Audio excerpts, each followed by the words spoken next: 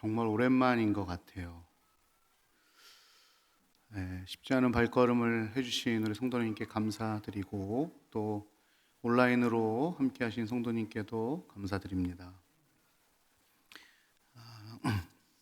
우리 잠깐 기도하고 말씀 볼게요. 하나님,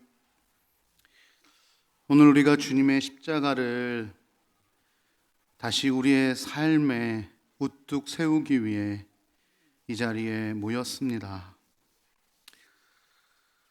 모인 성도, 하나님의 귀한 자녀 한 명 한 명에게 이 시간 은혜를 허락하여 주시옵소서.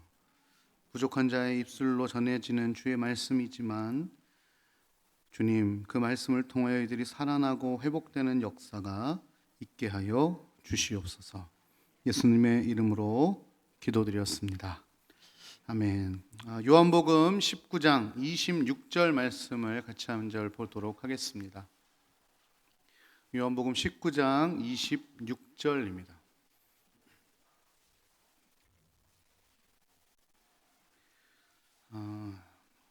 신약성경 182페이지에 있는데요.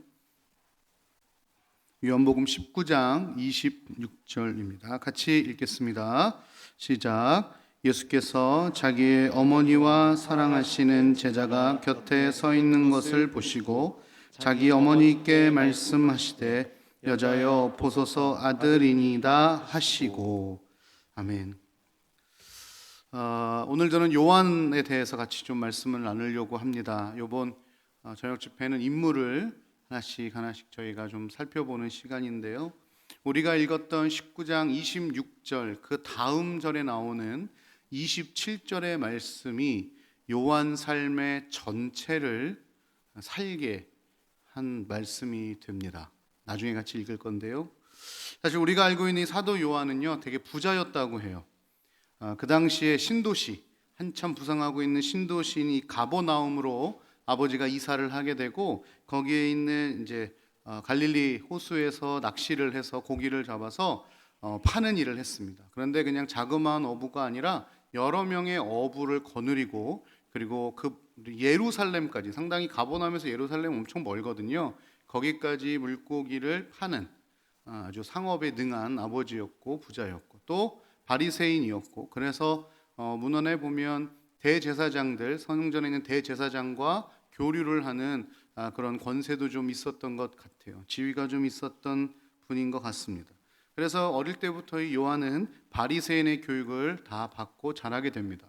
그런데 이 요한이 청소년기쯤 됐을 때 이유는 알 수 없는데요, 자기의 삶에 대한 깊은 회의를 느끼게 됩니다. 그래서 그는 광야에서, 속세를 떠나 광야에서 운둔 생활을 하고 있던 세례 요한의 제자가 되기로 결정하고 자기의 모든 것들을 버려두고 그 길을 이제 가게 됩니다. 그렇게 해서 세례 요한을 따라 한참을 다녔는데요, 어느 날 그 세례 요한과 함께 예수라는 사람을 만나게 됩니다. 그렇게 자기의 모든 것을 던져놓고 따랐던 스승이 그 예수님을 보고 그는 흥해야 하겠고 나는 쇠하여야 하리라 하는 얘기를 듣고 상당한 충격을 받게 됩니다. 그리고 나서 얼마 안 돼 자기의 스승이 순교를 당하는 것을 경험하게 되지요. 그리고 이제 예수님의 제자가 됩니다. 그렇게 이 요한은 예수님을 따라다니기 시작했고, 그냥 따라다닌 정도가 아니라 성경을 우리가 읽어보니까 예수님이 계신 곳이라면 거의 다 이 요한이 함께 했음을 저희가 알 수 있더라고요. 회당장 야이로의 딸을 고치실 때도 거기 있었고, 변화산 사건 때도 거기 있었고, 또 성령 강림 이후 첫 번째 기적의 순간에도 성전 미문의 안진뱅이를 고칠 때도 거기에 있었습니다. 그리고 또 요한의 일생을 쭉 살펴보니까요, 그가 예수님과 함께 했던 많은 장소들과 시간들 중에 특별히 예수님이 가장 외로우셨을 장소와 시간에 늘 함께 있던 제자였다는 것을 알게 됩니다. 주님께서 아무도 대신 지고 갈 수 없는 이 메시아만이 체감할 수 있는 영적인 외로움 속에 눈물이 피눈물이 되도록 기도하셨던 그 겟세마네 동산에서 비록 육신의 연약함에 의해 잠들기는 했지만 베드로, 야고보와 함께 주님의 가장 가까운 것을 지켰던 사람이 바로 요한이었습니다. 또한 다른 사람들은 몰랐겠지만 예수님은 알고 계셨던 제자들과의 마지막 식사, 어찌 보면 이 세상에서의 마지막 식사, 우리가 알고 있는 그 최후의 만찬 때에도 예수님 바로 옆에 앉아 있는 특권을 누리기도 했습니다. 어찌 보면 주님께서 가장 사랑하시는 제자였기에 예수님 당신께서 그렇게 가장 힘들 때 곁에 두셨는지도 모르겠습니다. 그날 예수님께서 제자들의 발을 씻기실 때 그 마음은 어떠하셨을까요?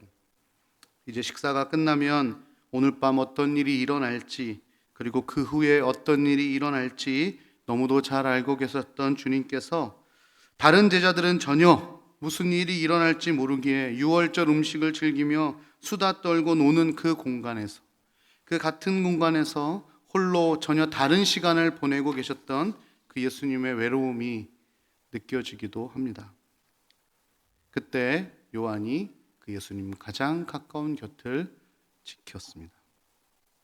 몇 시간 지나지 않아 우리 주님은 공회에 순순히 붙잡혀 가셨고, 그날 밤 예수께서 사내들인 공회와 그 법정에서 심판을 당하시게 됩니다. 그 신문을 받던 그때 그 뜰에도 요한은 같이 있었습니다. 그리고 예수님께서 십자가에 달리실 때 모든 제자들은 어디 있는지도 모르게 다 도망을 쳤지만 이 사도 요한만큼은 우리 아까 영상에 보셨던 것처럼 십자가 아래를 굳건히 지키고 있었습니다.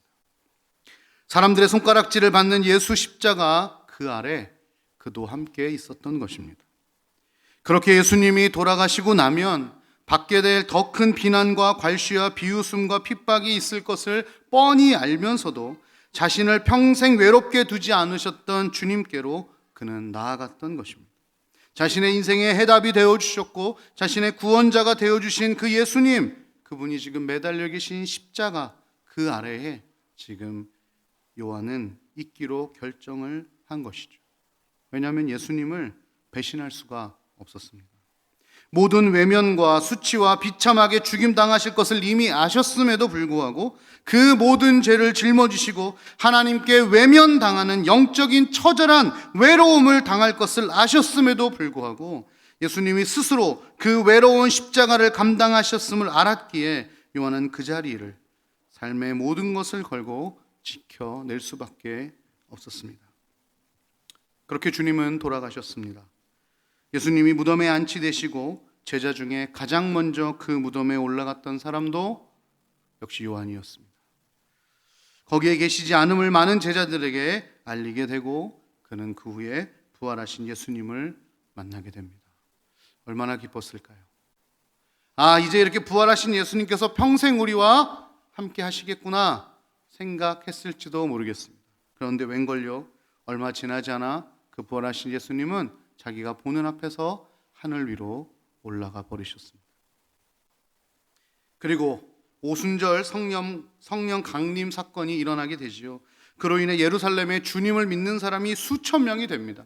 베드로의 설교 한 번에 3,000명, 5,000명씩 늘어나게 되고 예루살렘에 살던 사람뿐만 아니라 명절을 지내러 왔던 많은 사람들이 예수를 믿는 모습을 보게 됩니다. 이거였구나. 아마 요한은 박수를 쳤는지도 모르겠습니다. 그런데 그런 기쁨도 잠시, 자기가 손수 세웠던 집사 7명 중에 한 명이었던 스데반 집사의 순교 장면을 목격하게 됩니다.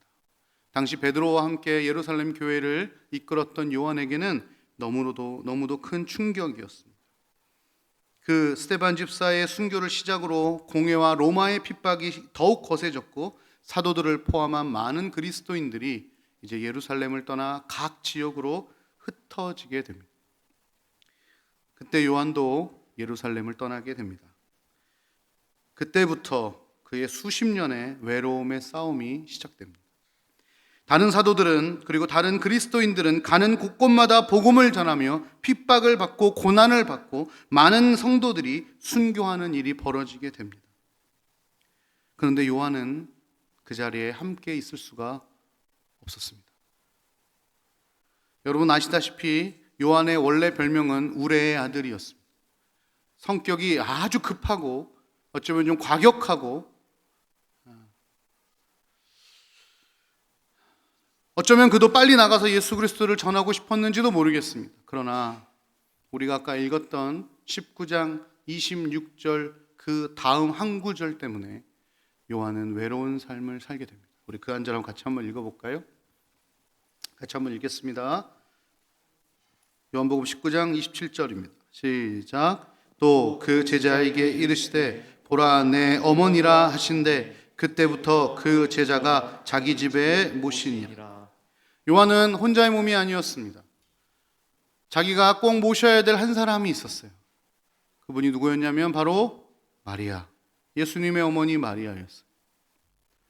피가 뚝뚝뚝 떨어지는 십자가 밑에 그가 서 있을 때, 올려다보고 그 온몸이 상하신 예수 그리스도를 올려다보고 있을 때 예수님이 그 요한을 부르시며 한 말씀 하신 거예요. 요한아, 내 엄마를 좀 부탁한다. 어쩌면 요한은 막 뛰쳐나가서 복음을 전하고 자기의 함께했던 동역자들과 같이 그 고난과 핍박을 받고 싶어 했었을지도 모르겠습니다. 그러나 예수님께서 그에게 맡겨놓으신 한 사람이 있었습니다. 그 한 사람을 지키기 위해 그때부터 이 사도 요한의 은둔 생활이 시작됩니다.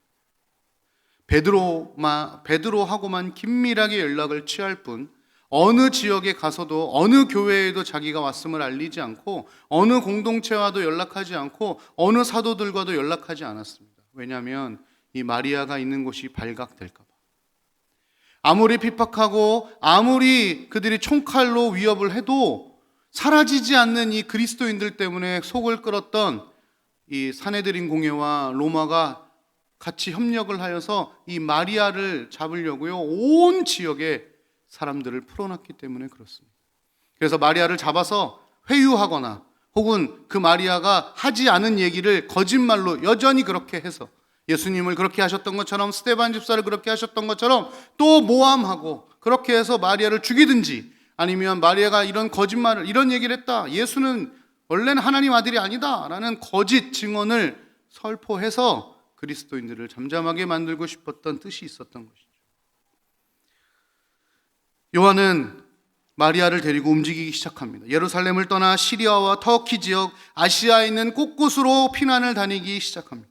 자신의 정체를 모르고 은둔 생활을 하며 겨우겨우 먹을 것을 구해가며 마리아를 살피기 시작합니다.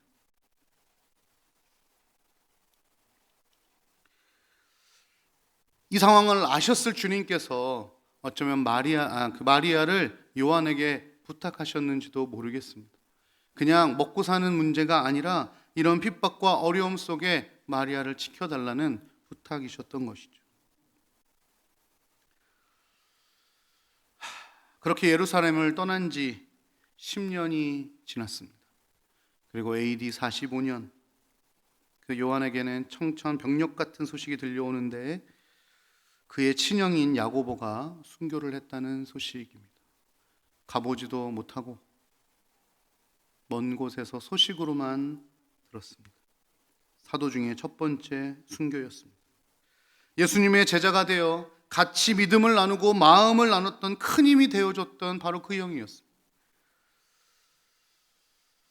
그런데 그 아픔이 가시지도 않는 그 해에 계속해서 함께 동역했던 동역자들의 순교 소식이 들려옵니다. 같은 해에 바나바가 순교했고요. 그 다음에 46년에 빌레몬, 54년에 빌립, 60에 마태, 62년에 알페오의 아들 야고보와 다레오, 65년에 그의 믿음의 동역자요 예루살렘 교회를 함께 이끌었던 베드로가 순교했다는 소식까지 듣게 되는 것입니다. 67년에는 바울이 순교를 하고 70년에는 디모데와 안드레의 순교 소식까지 그는 은둔자의 생활을 하며 조심스럽게 눈물을 흘리며 이를 악물고 그 소식을 들어야만 했습니다.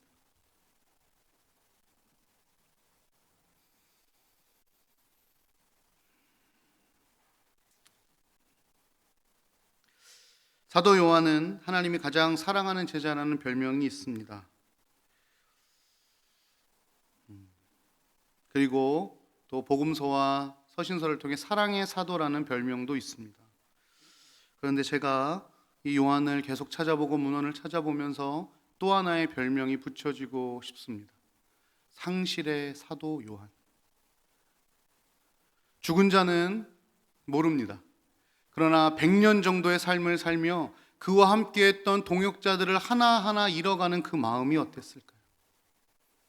자기 형으로부터 시작해서 자기 제자 예수님, 그리고 자기의 진짜 동역자 베드로, 함께했던 12사도들이 한 명씩 한 명씩 처형당했다는 그 소식 앞에 어찌 보면 최고의 상실을 경험한, 어찌 보면 가장 외로웠던 사도가 아닌가 생각해 봅니다. 부자였던 자기의 주위를 다 내려놓고 모든 것을 상실한 채 어찌 보면 나그네처럼, 어찌 보면 거지처럼 마리아를 데리고 여기저기 전전긍긍 머리 둘 곳 없는 예수님처럼 돌아다녔던 사도가 바로 이 요한 사도가 아니었을까 생각해 봅니다. 그리고 AD 75년 즈음에 이제 마리아가 숨을 거두게 됩니다. 그때부터 다시 이 사도 요한은 활동을 재기하게 됩니다. 자기에게 맡겼던 첫 번째 임무를 완수하고 이제 그들에게 주셨던 두 번째 임무, 예루살렘과 사마리아와 온 유다와 땅끝까지 이르러 내 복음을 전하라 말씀하신 그 하나의 또 하나의 예수님의 말씀에 이제 자기의 삶을 헌신하기 시작하는 것이죠. 여러분, 어찌 보면 우리에게도 하나님께서 맡겨주신 것들이 하나씩 있지 않을까 생각합니다. 요한에게 마리아가 있듯이 우리에게 뭐 엄청난 큰 것이 아니더라도 우리에게 하나님께서 우리의 삶 속에 하나씩 하나씩 맡겨두신 것이 있습니다. 그것 때문에 내 성질대로 하지 못하고 내 하고 싶은 대로 하지 못하고 그 하나님께서 지키라 하신 것들을 지켜가는 우리의 모습이 있는지도 모르겠습니다. 저에게는 그게 목사라는 직분입니다. 제가 어제도 우리 성경나무에서 얘기했지만 여러분, 저는 목사로 사는 게 편한 사람이 아닙니다. 제 스타일 아시잖아요. 목사 같지 않잖아요. 이 목사로 사는 거 너무 힘들어요. 이게 양복 입는 거 너무 힘듭니다. 저 반바지 추리닝 좋아합니다. 저 이렇게 막 정해진 시간에 어디 가는 거 정말 힘들어합니다. 근데 목사가 되다 보니 정해진 시간에 어디 계속 가야 돼요. 가만 앉아있는 거 싫어합니다. 모르겠어요. 여러분에게도 있겠죠. 누구에게는 지긋지긋한 내 남편일 수 있겠죠.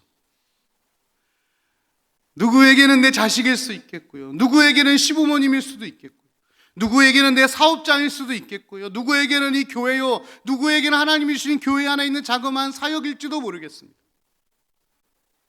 그런데 외로움으로 은둔하듯 지켜나갔던 요한처럼 어쩌면 하나님께서 우리에게도 그런 숙제를 하나씩 주신 것은 아닐까요?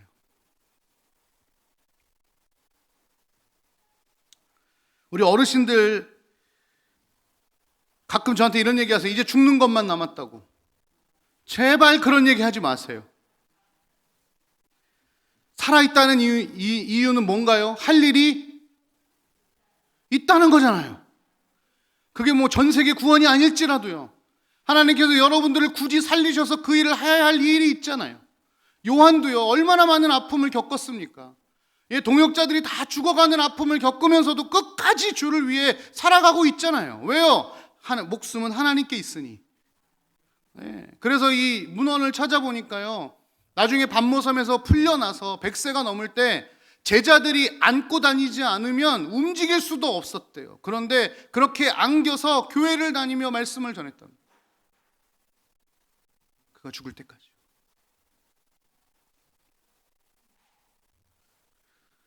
여기 계신 어르신들 살아계셔 주셔서 감사합니다. 아직도 여러분에게 하나님의 비전이 있습니다. 그래서 우리 옆에 분들에게 좀 이분은 좀 어르신 같다 이런 분들 인사하겠습니다. 살아계셔 주셔서 감사합니다.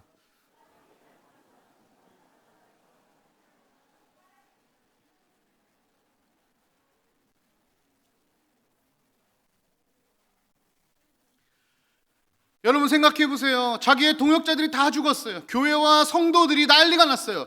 요한 어디 갔어? 요한. 그렇게 예루살렘 교회를 호령하던 그 요한 지금 어디 있는 거야?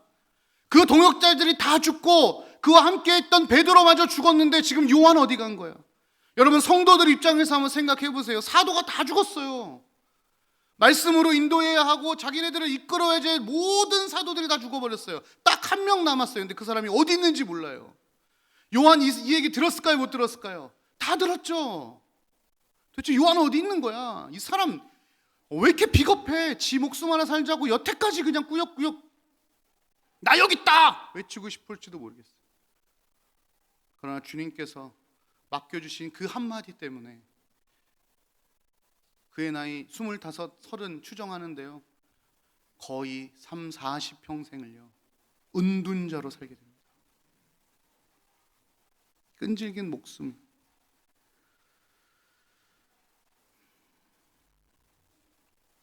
그렇게 사역을 한 곳이 어디였냐면 에베소였어요.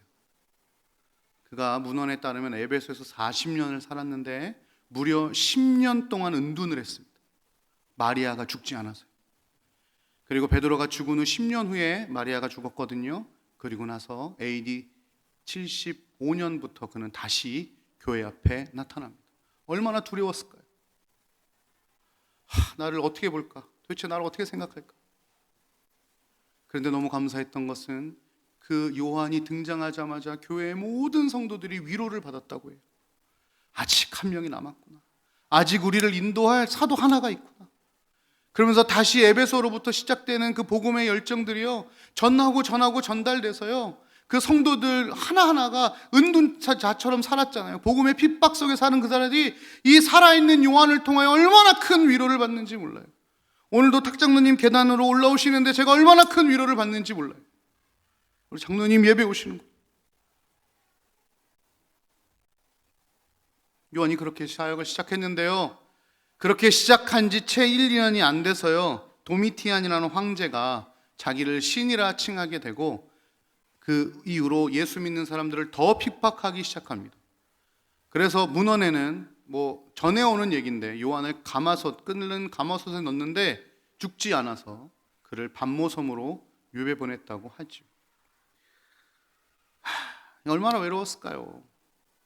인생의 처절함. 몸 상태는 어땠을까요? 그때가 한 95세쯤, 96세쯤 됐을 거예요. 뭘 잘 먹었을까요? 그 노쇠한 몸으로, 지금은 거기가 이제 기독교 관광지가 되어 있는데요, 그 축축한 동굴 속에 있었다고 하더라고요. 근데 그때 그곳에 누가 나타나시냐면 우리 예수님께서 그 가장 외로운 반모섬 동굴 속에 그 요한을 찾아오십니다. 그 외로움 속에 있는 요한에게 내가 그 알파와 오메가다 말씀해 주죠. 거기에 요한이 다시 큰 위로를 얻게 되죠. 요한은 예수님이 가장 외로울 때마다 그 자리를 지켰던 사람입니다. 예수님은 그런 요한이 가장 외로울 때마다 가장 큰 동행자가 되어 주셨습니다. 여러분 어떠세요? 요즘 외로우세요? 살만하세요? 여러분이 고난주간은요, 우울하게 지내는 일주일이 아닙니다. 그 복음의 외로움을 다시 회복하는 거예요. 말이 좀 이상하긴 합니다. 그 복음의 외로움, 그 진리의 외로움을 다시 회복하는 시간이에요. 그리고 그동안 내가 동행하지 말아야 될 것들과 다 동행했던 것들을 떨쳐내고 끊어내고 다시 하나님과의 유일한 동행을 회복하는 시간입니다. 여러분 외롭다고 아무나 친구 맺지 마십시오. 외롭다고 세상의 것들을 여러분에게 덕지덕지 붙이지 마십시오. 외로울 때마다 우리가 찾아갈 곳은 예수 그리스도십니다. 그리고 찾아오시는 분 역시 예수 그리스도이십니다. 한참 지나서요, 마리아의 생가가 나중에 발견이 되는데요, 그것을 발견했던 사람은 헬데가르트라는 수녀였습니다. 이 사람은 수녀가 된 지 얼마 안 됐는데요. 얼마 안 돼서 하나님께 헌신을 하려고 했는데 하자마자 병에 듭니다. 그래서 12년 동안 아무것도 못하고 병상에 누워 있어요. 이 수녀가 하는 일은 병상에 누워 기도하는 거예요. 주님, 왜 저에게 이런 중병을 주셔서 제가 주님을 위해 살고 싶었는데 12년간이나 병상에 누워 있게 하십니까? 그가 하루 종일 하는 것은 기도였습니다. 근데 어느 날 환상 중에 주님께서 나타나셔서 마리아의 집을 보여주셨다고 해요. 이 수녀가 그 얘기를 많은 사람에게 했고 그 중에 한 신부가 이 얘기를 옮겨줬고 실제로 찾아가기 시작합니다. 이 수녀는 독일 사람이거든요. 터키는 한 번도 가본 적이 없는. 그래서 신부님과 몇몇의 조사팀이 가서 그가 말한 똑같은 집을 발견하게 됩니다. 마리아의 생가가 왜 중요하냐면 마리아가 실존 인물이었다는 것과 마리아와 함께했던 요한이 실제로 에베소에 거주했다는 역사적인 증거가 되기 때문에 그렇습니다. 그래서 그 집은 지금 유네스코가 지정한 문화유산이 되어 있습니다. 여러분, 12년간 누워있던 그 수녀에게 주님이 찾아오시는 것이죠. 어쩌면 우리는 코로나로 인해서 좀 힘 빠진 2, 3년을 보냈는지도 모르겠습니다. 그리고 그 외로움을 자꾸 다른 것으로 채워 내 주변에 주님이 아닌 다른 동행과 다른 친구들이 덕지덕지 붙어 있었는지도 모르겠습니다. 이 고난주간을 보내며 그리고 부활주간을 통해서 다시 회복하는 저와 여러분이 되었으면 좋겠습니다. 오늘 첫날이니까 여기까지 하려고 합니다. 너무 길면 영상 하나 보고 우리 같이 설교 마무리하고 기도하겠습니다.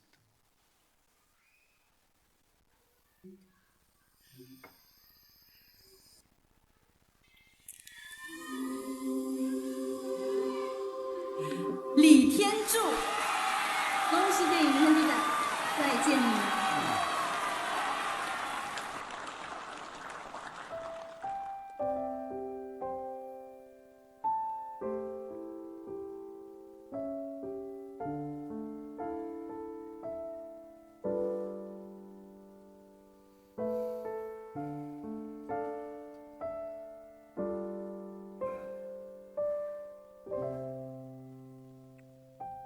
你们都很棒，只是上帝拣选了我。我想一定有他的用意，可能让我上来说说话吧。我想了一下，与其跟大伙儿一样，那么千篇一律的谢谢这个谢谢那个，感谢是不用说的，每一个人我们都值得感谢。可是你们想不想听一些不一样的呢？我是个基督徒，那么就用我的方式，我跟我的神，让我们这个大家庭，我们现在共聚一堂。可是要知道，还有很多的大家庭在外面水深火热。让我用我的圣经里面的主祷文，来为这片土地上面的人来祷告，好吗？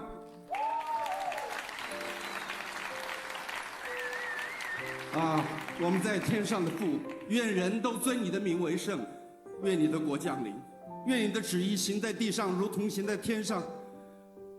我们日用的饮食，今日赐给我们，免我们的债，如同我们免了人的债，不叫我们遇见试探，救我们脱离凶恶。因为国度、权柄、荣耀，全是你的，直到永远。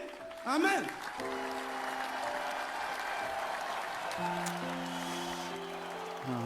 저 사람은 우리나라 안성기와 같은 대만의 국민 배우입니다. 도교와 불교가 주를 이루는 대만에서 우리 예수님이 참 외로우셨을 거라고 얘기합니다. 아직도 기독교를 그리고 주님을 박해하고 멀리하는 그리고 조롱하는 그 땅에서 나무 주연상을 받고 그 공식 자리에서 대만 땅에서 너무도 외로웠을 그 주님을 위해 온 마음을 다해 주기도문을 가지고 기도했던 그 배우의 기도였습니다. 우리는 아마 별 생각 없이 주기도문을 외웠을지도 모르겠습니다만 그 주기도문은 그동안 대만에서 외로웠던 예수님의 마음을 녹이고도 남지 않았나 생각해 봅니다. 요한이 사랑의 사도가 될 수 있었던 것은 사랑이 많아서가 아니라 그가 평생 느꼈던 외로움, 그 처절한 외로움 속에 사랑으로 다가오신 예수 그리스도를 찐하게 만났기 때문이 아닐까요?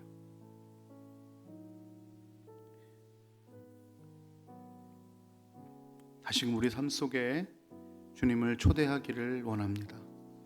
혹시 내 삶 속에 외롭게 덩그러니 서 계시지는 않은지 다시 우리 요한처럼 그 주님의 곁으로, 그리고 외롭게 서 있는 내 삶에 주님을 초대하는 이 시간이 되었으면 좋겠습니다.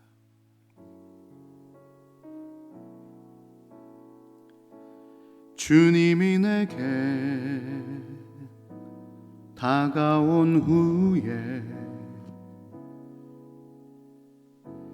그 사랑을 알게 됐지요.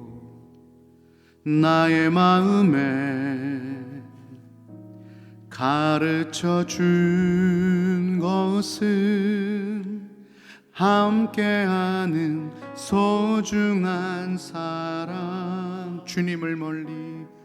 주님을 멀리 떠나온 후에 그리움을 알게 됐지요. 기다려주고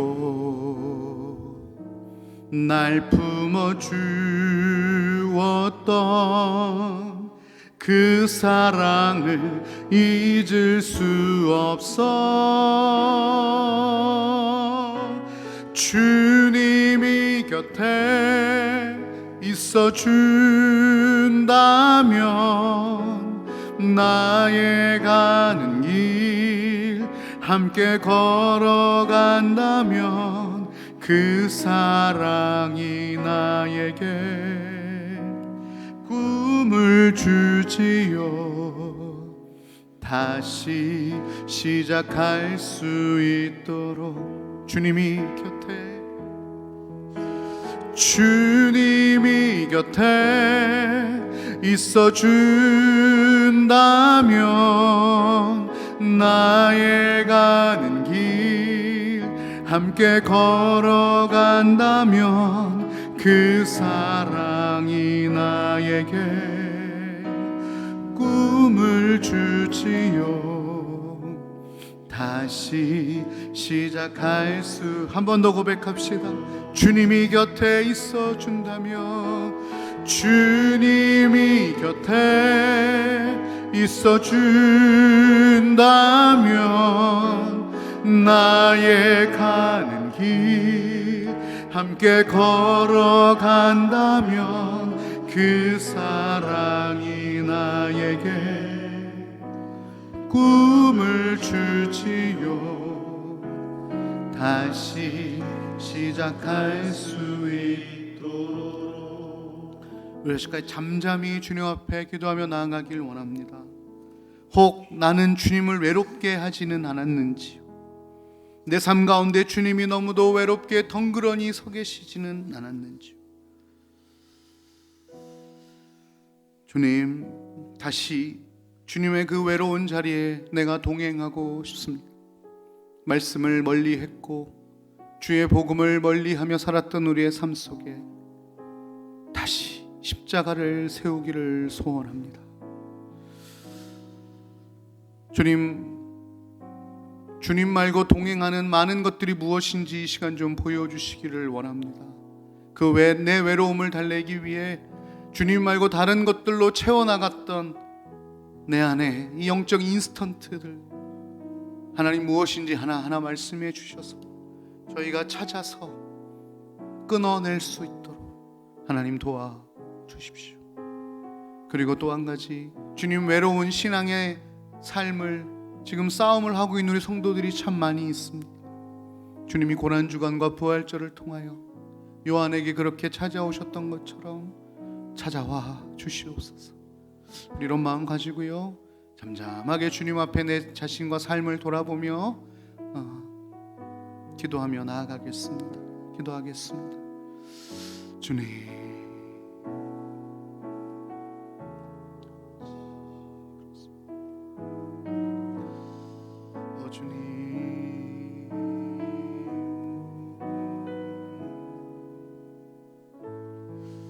주님 아직도 나의 스타일 속에 아직도 내가 갖고 있는 것들을 아직도 내 마음에 하나님을 올바로 바라보지 못하고 이 외롭다는 이유로 많은 친구들, 많은 세상의 인스턴트들을 내 속에 채워 넣었습니다. 주님, 용서하여 주시옵소서. 주님, 용서하여 주시옵소서. 아버지, 다시 주님 앞에 가고 싶습니다.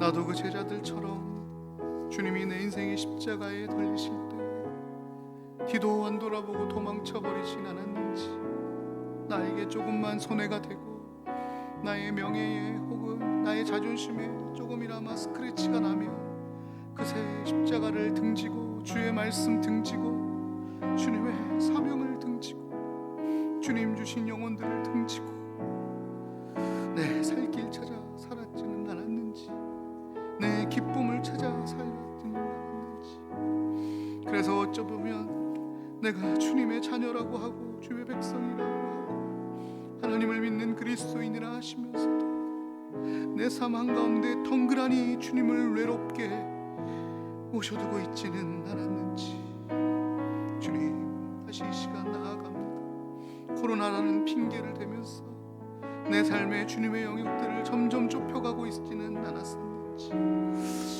아버지 용서하여 주시옵소서. 아버지 또한 그래도 제 삶 가운데 외롭게 믿음을 지켜나갔던 부분들도 하나님 아실 줄 압니다. 요한에게 마리아처럼 나에게 주신 그 많은 십자가들, 하나님 그래도 묵묵히 지금까지 짊어지고 오게 해주신 것 감사합니다. 그래도 힘들고 외롭습니다. 어렵습니다. 주님의 동행이 필요합니다. 밤모섬에 찾아오셨던 주님, 그에게 찾아오셨던 주님, 그를 위로하셨던 주님, 오늘 우리 귀한 하나님 백성들, 성도들, 외로움 속에 그의 신앙을 꿋꿋이 지켜나가고 있는 마치 운둔자요 나그네처럼 살고 있는 우리 성도들, 하나님 찾아와 주셔서 위로하여 주시고, 네가 잘못됐지 않았다, 너 지금 잘 살고 있다고, 너 잘하고 있다고, 내가 보고 있다고, 함께하고 있다고, 힘내라고 말씀하시는 그 하나님의 음성 들려 주옵소서. 나이와 상관없이 젊다고 마음대로 살고 이제 나이 들었다고 이제 더 이상 바라볼 게 없다 말하지 않게 하시고, 요한처럼 100세가 되어도 하나님 제자들의 팔에 안겨서 회당의 말씀을 전할 때까지, 그의 생명 다할 때까지 그 많은 상실 속에서도 주님을 불렀던 그 요한처럼 우리가 살아갈 수 있도록 인도하여 주시옵소서. 아버지, 그렇게 주님 앞에 나아가기를 원합니다. 아버지, 그렇게 나아가기 원합니다. 주님, 바라봐 주시옵소서.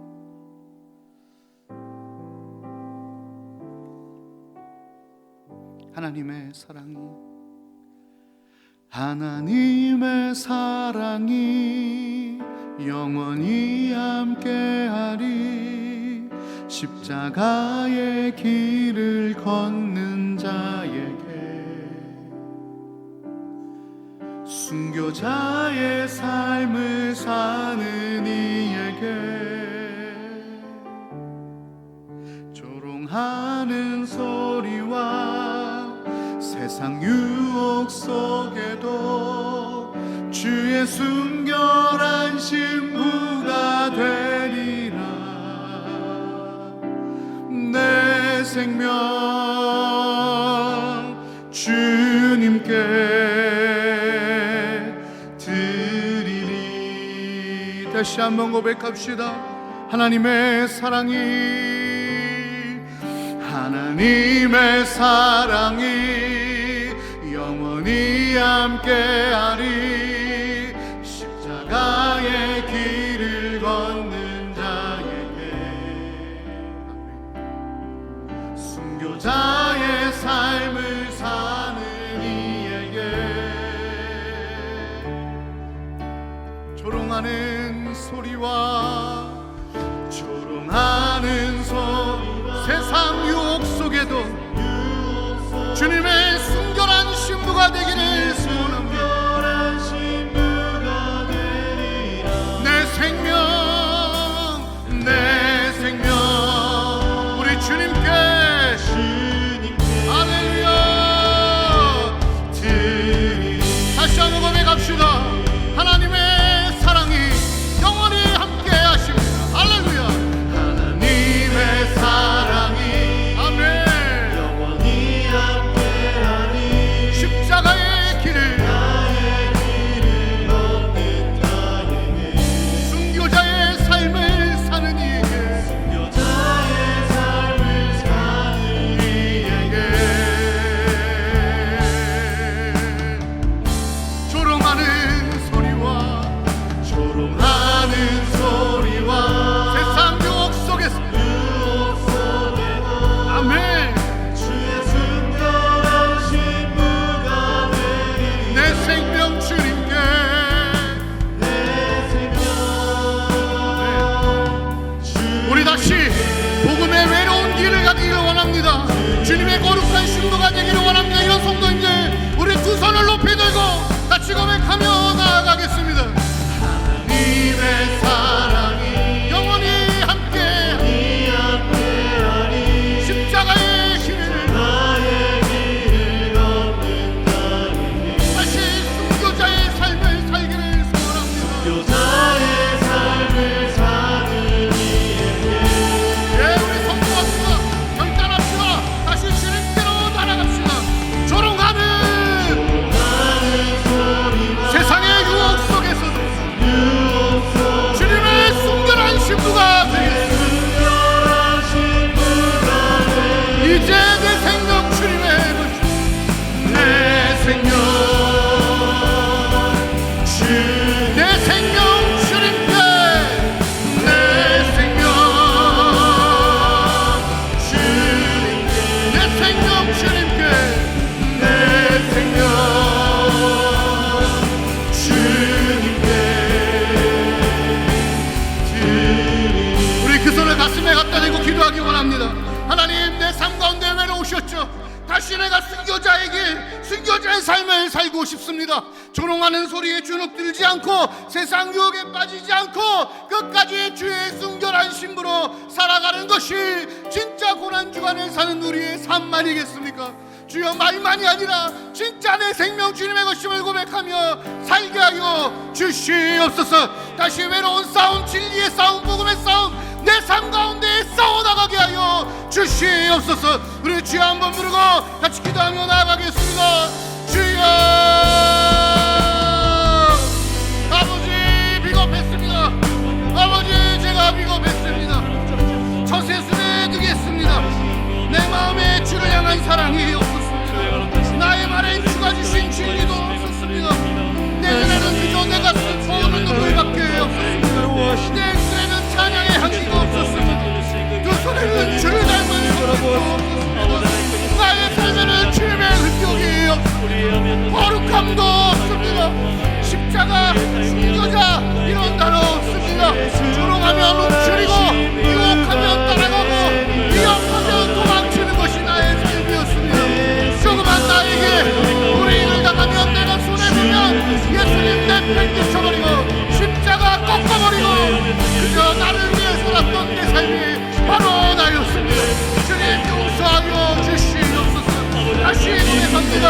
고난주간을 맞이하여 우리 요한의 삶을 바라보며 끝까지 주님의 말씀을 지키고, 비겁자라고 은둔자라고 그 어딨냐고 손가락질하고 주님의 말씀을 지켜나갔던 요한처럼 아버지, 마지막 주님, 그 5년을 아이에 두고 몸을 끌고 한번 섬에서 지고 끝까지 순교자의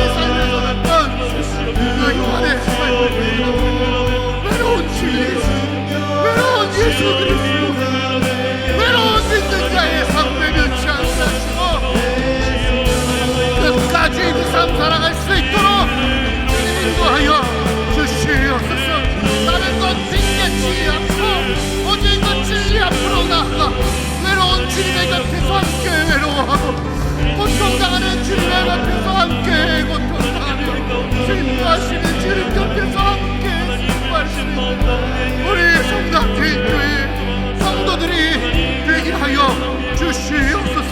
외로운 신앙의 인생에 살고 있는 하나님의 귀한 자녀들 주여 찾아가서 말씀하여 주시고 새 힘으로 채우셔서 주의 나라를 위해 주의 복음을 위해 주의 우리에게 주셨던 그 사명을 위해 하여 나가는 우리 남자의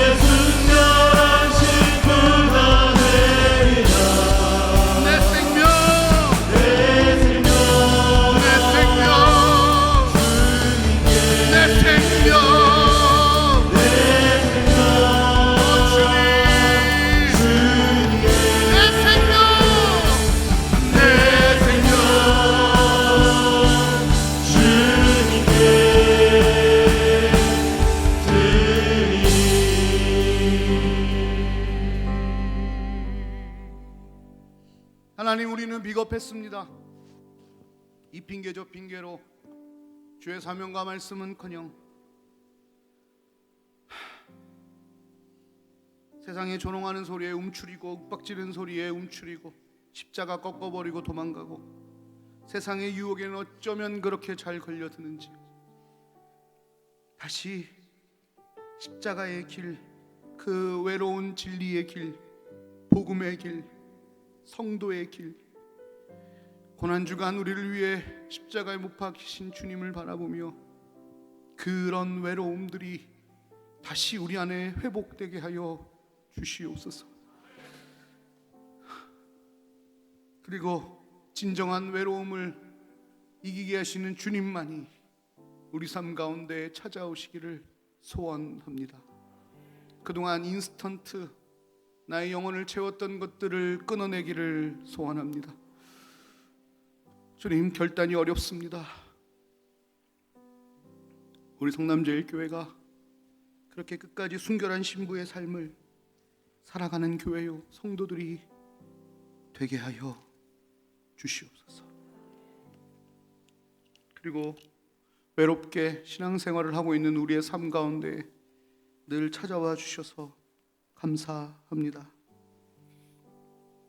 그 주님의 사랑, 요한처럼 잊지 않고 배신하지 않고 죽을 때까지, 엎혀 회당에 다닐 때까지 주님 예배하며 말씀 전하며 복음 전하며 사는 우리가 되게 하여 주시옵소서. 오늘 함께 모여서 예배할 수 있게 해주셔서 너무 감사하고 예수님의 이름으로 기도드렸습니다. 우리 이런 마음을 모두 담아서 주기도문으로 예배를 마치겠습니다. 그 후에 자유롭게 기도하시고 돌아가시면 되겠습니다. 하늘에 계신 우리 아버지여, 이름이 거룩히 여김을 받으시오며 나라가 임하옵시며 뜻이 하늘에서 이루어진 것 같이 땅에서도 이루어지이다. 오늘날 우리에게 일용할 양식을 주시옵시고 우리가 우리에게 죄 지은 자를 사하여 준 것 같이 우리의 죄를 사하여 주옵시고 우리를 시험에 들게 하지 마옵시고 다만 악에서 구하옵소서. 대개 나라와 권세와 영광이 아버지께 영원히 있사옵나이다. 아멘.